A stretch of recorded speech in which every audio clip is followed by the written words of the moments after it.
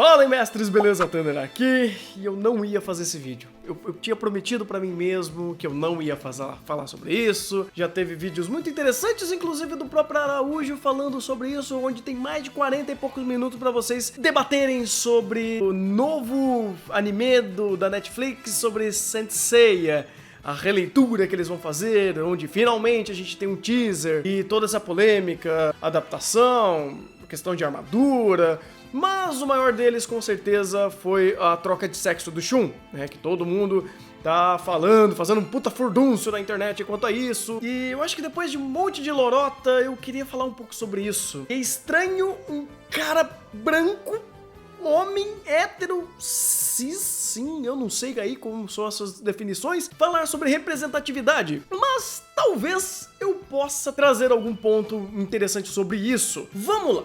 Primeiro de tudo, o que é o Shun? O Shun de Andrômeda, o cavaleiro que ninguém queria escolher quando a gente brincava de cavaleiros, ou quando ninguém queria comprar o bonequinho dele, ou na época dos anos 90 que ainda tinha esse negócio de garotinho usar coisas azuis e garotas usar coisa rosa. Isso na década de 90 era muito comum. Inconscientemente, você tinha o Shun caindo nesse aspecto mais afeminado, porque, ele parece uma garota, ele tem cor de garota, ele tem trejeitos de garota, e ninguém queria ser. Eles queriam ser o Ikki, porque o Ikki é legal, o Ikki é machão, o Ikki é assim como qualquer outro personagem de Saint Seiya, porque, vamos lá, para um segundo pra pensar numa coisa. O Ikki, o Yoga, o Shiryu, o Seiya, são personagens que eles não têm um arquétipo tão diferente um do outro. Tudo bem, você tem visuais diferentes, você tem estilos diferentes, mas essencialmente as suas personalidades são muito parecidas. Por mais que você tenha o Seiya mais brincalhão, o Shiryu mais centrado, o Yoga mais honrado e o Ikki mais distante, mais frio, essencialmente eles são a mesma coisa. Você pega na mesma época aí Dragon Ball, apesar de tudo, você tinha algumas diferenciações entre alguns guerreiros. O Goku era muito diferente do Piccolo, que era diferente do Vegeta, que era diferente do Gohan, que era diferente até dos vilões.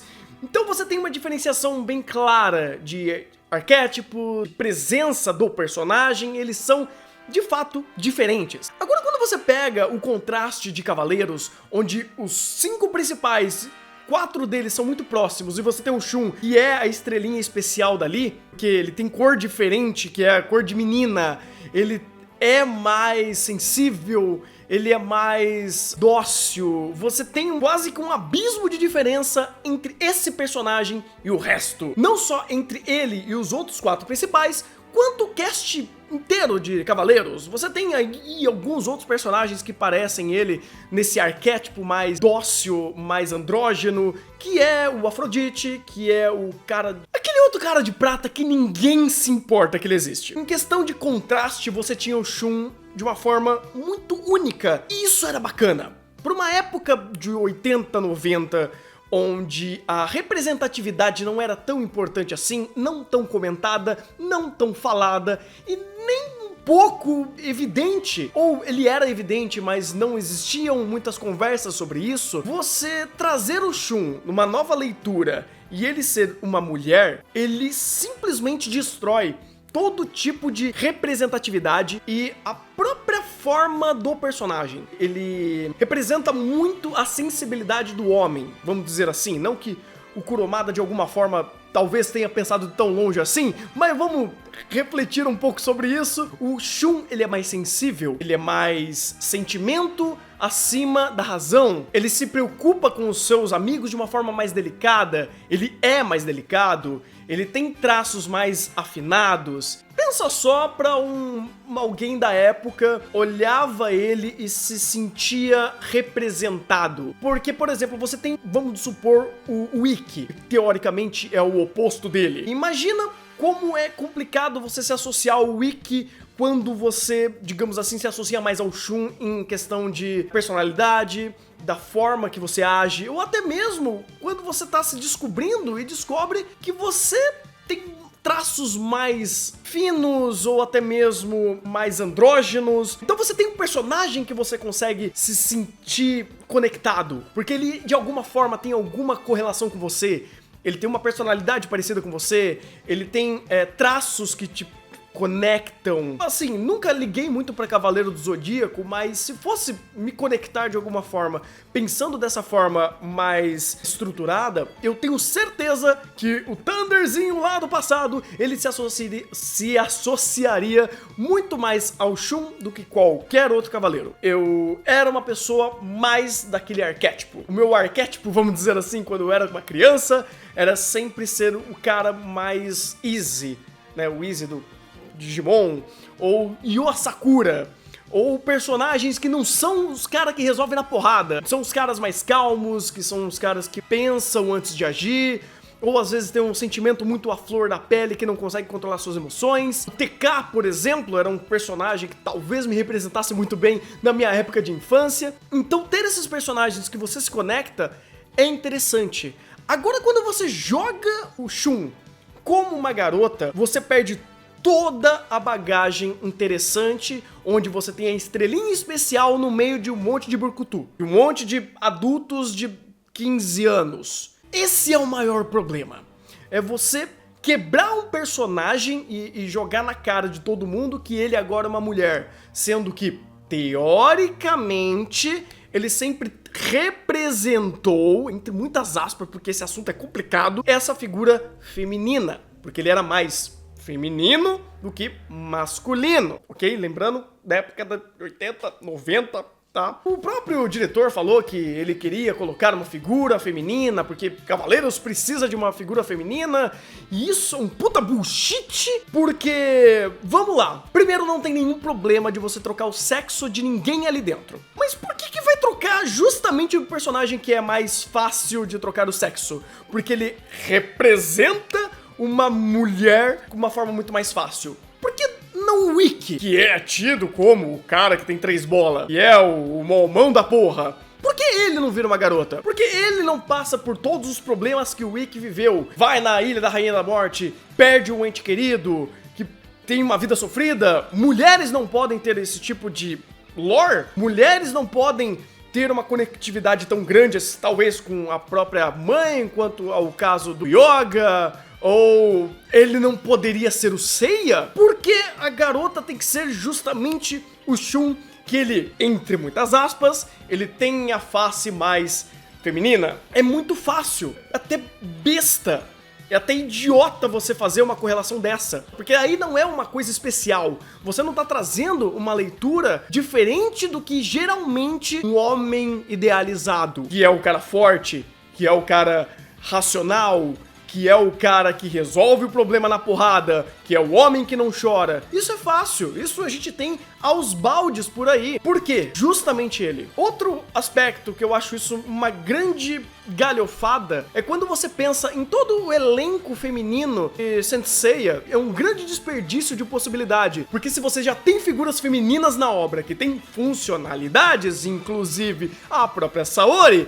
por que você não fazer a própria Saori ter um papel mais importante na história, ter uma personalidade de fato que faça sentido dentro da história? Ela é a deusa Atena! Ela é a deusa rege a porra dos cavaleiros! Quer um personagem mais importante do que isso? Você precisa realmente criar uma nova face de uma nova personagem pra caracterizar ela como sendo do elenco principal, do que a própria personagem que teoricamente é a principal? Eu não vou dizer que dentro de toda a história de Cavaleiros ela nunca foi bem usada, porque eu sinceramente não tô fazendo uma análise aqui de Cavaleiros como um todo, mas se você quer fazer essa representatividade de uma garota em um universo que é de garotos, por que não pegar a personagem que é a mais importante, a personagem principal, e dar essa característica pra ela? Fazer esses personagens terem mais facetas do que já tem, do que de fato não tem. Consigo catalogar essa escolha de fazer o Shun virar uma mulher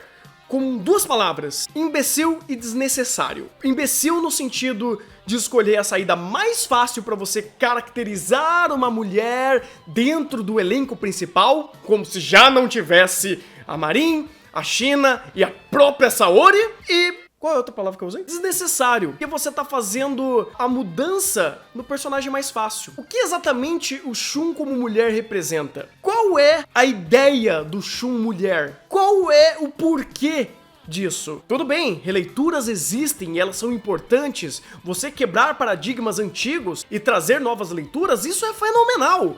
Eu acho que as obras que têm que ter releituras, que tem remakes e outros autores têm liberdade criativa de criar em cima, eles podem fazer. Inclusive, até o próprio Death Note, o filme do Death Note, quebrou alguns paradigmas até de etnia, trazendo o L sendo negro. E isso é maravilhoso, porque contextualiza. Isso daí não tem problema. Você, por exemplo, fazer o Death Note rolar em outro país, mudar a caracterização dos personagens é fantástico. Só que, obviamente, tem que ser bem feito, né? Porque aquilo não dá certo, aquilo ficou feio, ruim. Então você pegar e fazer uma releitura de Cavaleiros é um negócio legal. Você pode trabalhar outros aspectos que talvez o Kurumada não conseguiu fazer isso muito bem. Talvez não, né? Talvez é uma palavra muito fácil pra isso. Mas você ter essa liberdade pra pegar um roteiro de algo já conhecido e dar outras leituras, dar outra dinâmica, recontar a sua história da sua maneira, isso é a liberdade criativa e narrativa que autores devem ter, que diretores devem ter, que empresas que conseguem pegar esses direitos e trazer uma nova visão, uma revitalização de uma série que a gente já conhece e é muito bem contextualizada dentro do mundo dos animes e dentro da cultura pop em geral, é magnífico. Só que criar mais problemas do que, de fato, criar uma nova história, ou já começar com o pé esquerdo, fazendo algo, no mínimo, questionável, é complicado. Muitos de vocês podem falar, mas Thunder, isso é desnecessário, isso não importa, não é isso que ele quer contar. De fato, pode ser que não. Pode ser que eu esteja apenas problematizando algo que algumas pessoas nem se sintam atingidas. Mas se a gente tá na época de repensar sobre representatividade, repensar funções, repensar a forma que obras são criadas e trazer uma faceta diferente de obras antigas que tem talvez aí conceitos antigos sobre talvez machismo, sobre representatividade da mulher, um machismo tóxico ou outras obras que têm tais problemas que são obras antigas, por que não fazer isso de uma forma mais bem trabalhada, de uma forma mais bem pensada? A gente teve aí alguns exemplos, eu não acompanhei muito. A nova versão da She-Ra, que ela é mais andrógena, não é sexualizada, ela tem traços mais infantis, o traço dela remete a um desenho que geralmente tá bem o estereótipo da Cartoon Network, obras do tipo, eu não acompanho muito, então não posso opinar sobre, mas é interessante você trazer uma leitura diferente que expande a conversa. Você começa a tocar em feridas, falando, olha, talvez a gente possa fazer uma heroína sem todo aquele arquétipo carregado histórico das heroínas. Por que não uma heroína não usar uma calça? Usar roupas que não mostrem suas curvas? Por que toda personagem feminina em toda a santa obra tem que ter um puta peitão, um puta bundão e decotes, muitas partes do corpo à mostra? Por quê? Na minha época já de infância, teve muita garota que gostava dessas personagens mais masculinas ou algo assim. Por exemplo, a própria, acho que a Docinho. Se fosse transformar qualquer outro cavaleiro em uma mulher, acho que talvez hoje em dia até as mulheres iam gostar mais, por causa que a gente gosta de ver essas mulheres com uma personalidade forte. Mesmo que transforme o Shun em uma mulher, basicamente vai ser aquela personagem delicada que hoje em dia, quase nenhuma garota na idade de assistir Cavaleiros não se interessaria. Volta à discussão. Por que não o Ikki? Por que pegar o mais fácil? Por que pegar o Shun? Por que já não usar uma mulher forte com uma puta importância pro roteiro? A própria Saori. Por que não dar facetas mais interessantes à própria China ou a própria Marin? Por quê? Porque naquela época, quando assisti um pouco de Cavaleiros, eu gostaria de ter visto a Athena mais, mostrando mais a força dela. Acho que todo mundo queria ter uma Athena mais bem elaborada, né? Ou um Cavaleiro do Zodíaco mais bem escrito, mas enfim. Bem, gente, então eu espero que eu tenha colocado um pouco da minha noção sobre esse assunto. De novo, eu não sou a melhor pessoa para falar sobre representatividade, porque existe uma regra na internet que você só pode falar de representatividade quando você está dentro do escopo da representatividade, né? Então, você só pode falar sobre racismo se você pertence a outra etnia, você só pode falar sobre feminismo se você for mulher. Então, desculpa se eu não estou dentro dos padrões que a internet estabelece para eu falar sobre representatividade, mas eu queria trazer só essa reflexão onde é muito fácil você pegar um personagem que já é feminino e fazer ele virar uma mulher ou algo do tipo, né? Espero que não tenha ofendido ninguém nesse vídeo, eu não quero gerar polêmicas quanto representatividade é importante ou não. Eu creio que sim, que é interessante você ter obras que representam bem e são obras que tratem o público de uma forma mais respeitosa, dando uma faceta mais respeitosa também para aquilo que ele quer representar. Eu sempre tive um pensamento, né?